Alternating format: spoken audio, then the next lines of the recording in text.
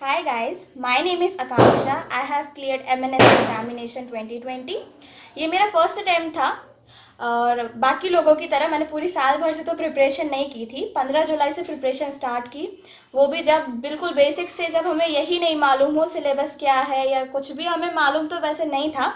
लेकिन यूट्यूब पे स्क्रॉल करते करते बी पर्सोनिफाइड जैसे कुछ बहुत सारी वीडियोस थी तो बहुत सारी, बट ट्रस्ट करना तो एक पे ही था क्योंकि सभी के क्रैश कोर्सेज पेफुल थे, तो एक पे तो ट्रस्ट करना ही पड़ता। तो मैंने ट्रस्ट किया बी पर्सोनिफाइड से, वहाँ का मैंने एक क्रैश कोर्स ज्वाइन किया जिसमें उन लोगों की क्रैश कोर्स स्टार्ट होती है 15 जुलाई से। जूम पे क्लासेस चलती थी, लाइव क्लासेस चलती थी।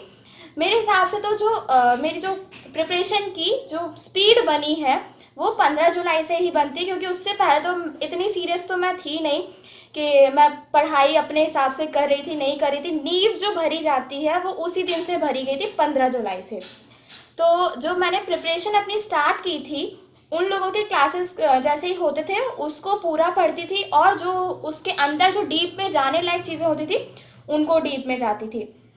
ये नहीं था कि अगर टीचर बोलता था कि ये पढ़ लो तो सिर्फ उतना ही पढ़ना, उसके साथ साथ और भी ज़्यादा उसके अंदर डीप जाने को पढ़ना है।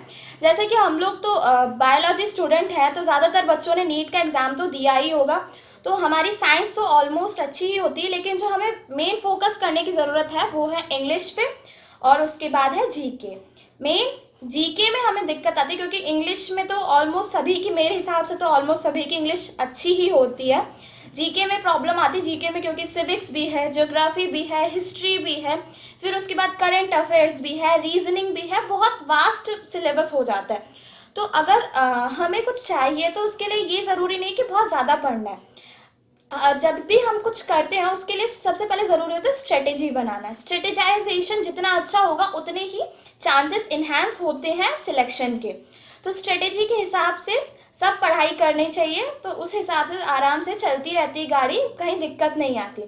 मैं पूरे दिन में कम से कम 5-6 घंटे सोने की और बीच बीच में स्लीप नैप लेती रहती थी, 15-20 मिनट का स्लीप नैप। जैसे सर की क्लासेस 6:30 बजे सुबह शुरू हो जाती थी, 4 बजे मैं जर्नली खड़ी हो जाती थी, और फिर उस 2 घंटे करंट अफेयर्स, जैसे बहुत सारी क्लासेस पे दिखाते रहते करंट अफेयर्स, थोड़ा बहुत देख लिया, थोड़ी बहुत जीके पढ़ ली, थोड़े बहुत इंग्लिश के वर्ड्स देख लिए, कौन से होते वर्ड मीनिंग देख लिया। फिर उसके बाद 6:30 बजे से जो क्लासेस स्टार्ट होती थी बायोलॉजी की, उसको करने के बाद फिर रूटीन हमारा जो था पढ़ने का शुरू हो जाता था। पूरा दिन भर हर आधा एक घंटे में स्लीप नैप, जैसे 15 मिनट का 20 मिनट का लेना बहुत ज़रूरी। उससे जो होता है माइंड रिफ्रेशमेंट हो जाता है, माइंड पे ये नहीं रहता कि बोझ जैसा रहता है। और फिर उसके बाद टेस्ट सीरीज़ को बार बार करना। जो बी पर्सोनिफाइड वाले थे उन लोगों ने हमें उसके साथ साथ, क्रैश कोर्स के साथ साथ हमें टेस्ट सीरीज़ भी दी, जिससे कि प्रैक्टिस बहुत अच्छी हो गई। बहुत सारे बच्चे ऐसे होते हैं जिन्होंने कभी सीबीटी दिया ही नहीं है, उन्हें मालूम ही नहीं होता कि क्या करना है, कैसे करना है। उनके लिए बहुत अच्छा ये अपॉर्चुनिटी है प्रैक्टिस करने के लिए। Practice makes a man perfect. तो अगर हम लोग बार बार, हम लोगों के 18 टेस्ट थे जिसने हमें इतना स्ट्रॉन्ग कर दिया था कि जो एग्ज़ाम डे था उसमें बिल्कुल भी ऐसा नहीं लगा था कि कुछ नया मिला हो। मैंने भी फर्स्ट टाइम दिया था कंप्यूटर बेस्ड एग्ज़ाम, लेकिन प्रैक्टिस इतनी हो गई थी कि बिल्कुल भी घबराहट नहीं हुई। फिर उसके बाद इंटरव्यू के बारे आती है। सिलेक्शन हो गया, इंटरव्यू हुआ मेरा। इंटरव्यू से पहले भी सर ने बहुत सारे टिप्स दिए थे कि किस तरीके से इंटरव्यू करना है। एक लाइव क्लास भी हुई थी उसके लिए, इंटरव्यू के लिए। सर यूट्यूब पे बहुत सारी वीडियोस भी डालते रहते थे, उससे सीखा। और फिर उसके बाद क्या कहते हैं, एक सर ने हमारा सेशन भी लिया था लाइव। विशाल सर थे और क्या कहते हैं डॉक्टर अनिल ओरी सर थे, उन लोगों के इंटरव्यू भी लिया, जिससे कि प्रैक्टिस हुई, कि थोड़ा घबराहट कम हुई हम लोगों की।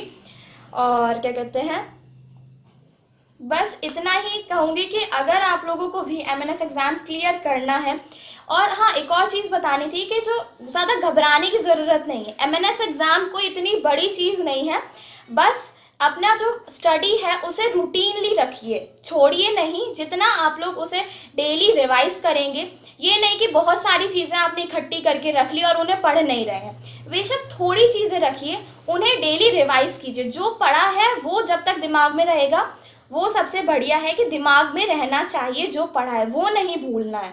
उन्हीं चीज़ों को बार बार रिवाइज कीजिए, कंसाइज मैनर में पढ़िए, और बार बार पढ़िए। इंटरव्यू में ऐसा कोई बहुत बड़ी चीज़ें नहीं पूछी जाती, जस्ट उसमें बेसिकली आपका यही पूछा जाता है अपने बारे में बताइए, आपकी स्ट्रेंथ क्या है, वीकनेसेस क्या है।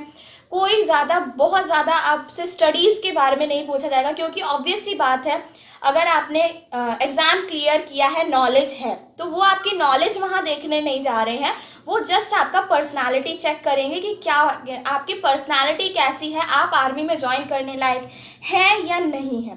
तो इंटरव्यू के लिए वरी होने की ज़रूरत नहीं है, just go for the preparation of exam, क्योंकि 40 to 45,000 स्टूडेंट बैठ रहा है, तो एग्ज़ाम का कुछ तो लेवल होगा 220 सीट के लिए।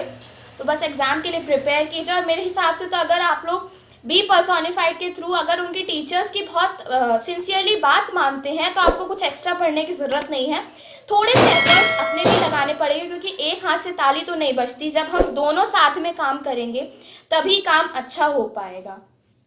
और बाकी मोटिवेशन देने के लिए तो विशाल सर इतने अच्छे मोटिवेशन देते हैं कि ज़रूरत ही नहीं पड़ती मोटिवेट रहने की। बाकी best of luck guys for your exam. Thank you so much.